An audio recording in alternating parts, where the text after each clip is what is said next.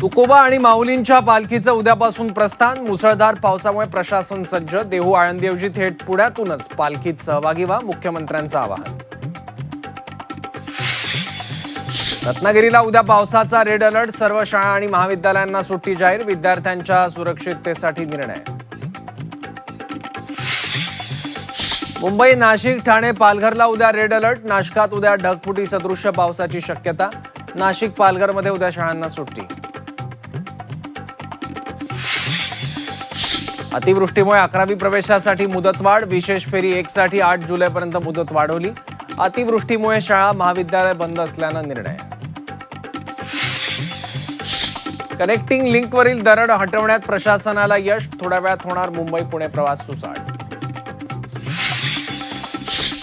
मुंबईत सकाळपासून सुरू असलेल्या मुसळधार पावसाचा जोर ओसरला. मात्र संततधार सुरूच. मध्य आणि हार्बर लाईन सुरळीत, तर पश्चिम रेल्वे धीम्या गतीनं. शहापूर तालुक्यातील भातसा नदीला पूर. सापगाव जवळील नदीवरील पूल पूर्णपणे पाण्याखाली जाण्याची भीती. अनेक गावांचा संपर्क तुटण्याची शक्यता. मुसळधार पावसामुळे ठाण्यात मोठं नुकसान. 36 तासात 200 पेक्षा जास्त झाडं कोसळली. वादळी वाऱ्यामुळे झाडांची पडझड. पुण्याच्या सोमवार पेठेतील जुना वाडा कोसळला. अग्निशमन दलाच्या सतर्कतेनं मोठा धोका टळला. वाडा कोसळतानाचा व्हिडिओ समोर. भिवंडीमध्ये देवजी नगर परिसरात 13 वर्षीय मुलगा नाल्यात पडला. मित्रांसोबत खेळताना मोठी दुर्घटना. शोधकार्य युद्धपातळीवर सुरू.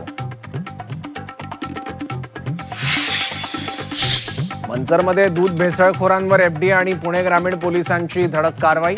5 जिल्ह्यात व्यापक मोहीम. 13 जण अटकेत. सर्व आरोपींना 9 जुलैपर्यंत कोठडी.